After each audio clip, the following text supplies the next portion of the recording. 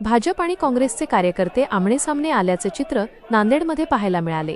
काल दिल्ली येथील पंतप्रधान निवासस्थानास बाहेर काँग्रेसने आंदोलन केल्यानंतर आज नांदेडमध्ये भाजपने काँग्रेसच्या विरोधात आंदोलन केले। नवीन मोंढा येथील काँग्रेसच्या कार्यालयासमोर भाजपने हे आंदोलन केले। काँग्रेस कार्यालयासमोर भाजप आंदोलन करणार असल्याने अगोदरच पोलीस बंदोबस्त लावण्यात आला होता। पोलिसांनी कार्यासमोरील रस्त्यावर भाजप कार्यकर्त्यांना अडवले। त्यानंतर काँग्रेस कार्यालयातून कार्यकर्ते मोठ्या संख्येने बाहेर पडले। भाजप आणि काँग्रेस कार्यकर्त्यांनी एकमेकांविरोधात घोषणाबाजी केली। कार्यकर्ते आमनेसामने आल्याने परिस्थिती तणावपूर्ण बनली होती, पण पोलिसांनी परिस्थिती नियंत्रणात ठेवली।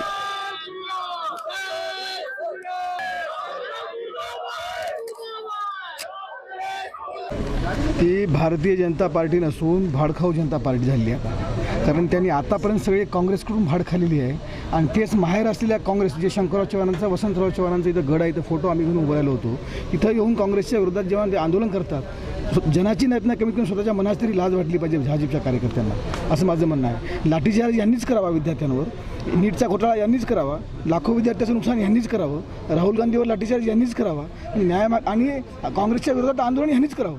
म्हणजे हे किती काय म्हणतात त्याला आपण नाही निष प्रवृत्तीचा आणि निर्लज्जपणाचा किती कळस असू शकतो हे आपण बघितलं असेल। तुम्ही काँग्रेसच्या काळात असं कधी बघितलं का की काँग्रेसच्या एखाद्या कार्यकर्त्यांनी पक्षाच्या लोकांनी विरोधी पक्षाच्या ऑफिसवर आंदोलन केलं? ही इतिहासातली पहिली गोष्ट आहे की विरोधी पक्षाच्या काँग्रेसच्या विरोधी पक्षाच्या कार्यालयासमोर जाऊन आंदोलन करावं लागत आहे। याचा अर्थ सत्ताधारी पक्षाच्या पायाखालची वाळू सरकलेली आहे आणि येणारा काळ हा त्यांच्यासाठी कर्दंक काळ असणार आहे हे त्यांना कळलेलं आहे। म्हणून त्यांनी आता जे त्यांनी जे केलेलं पाप आहे ते कुठेतरी पाप झाकण्याचा प्रयत्न करत आहेत। आंदोलनाच्या विरोधात आंदोलन असं का बरं?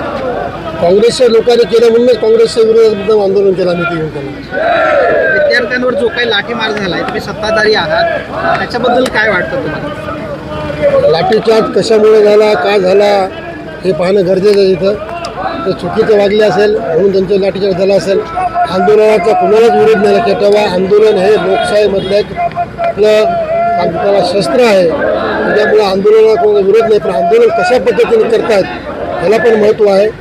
आंदोलन जर व्यवस्थित समस्येनुसार झालं तर त्याला विरोध करायचा कोणाचाच विषय नाही। सोशल मीडियावर एक महिनाभर झालं आंदोलन सुरू होत आहे, पण आंदोलनाची दखल घेतली गेली नाही। तुम्ही कसं बघता सर? तुम्ही आमदार आहात, एक महिना आंदोलन सुरू असताना सुद्धा दखल घेतली जात नाही, त्यावर चर्चा होत नाही, असं होऊ शकत नाही। आंदोलनाची दखल घेणं असं होऊ शकत नाही।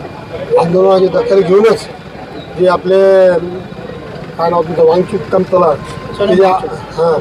ते जे आजारी होते त्यांना प्रायव्हेट हॉस्पिटलमध्ये घेऊन जायचं काम गव्हर्नमेंटने केलेलं आहे। मला वाटत नाही की बाबा गव्हर्नमेंटने दखल घेतली नाही, असे गव्हर्नमेंट ही वारंवार दखल घेत असते।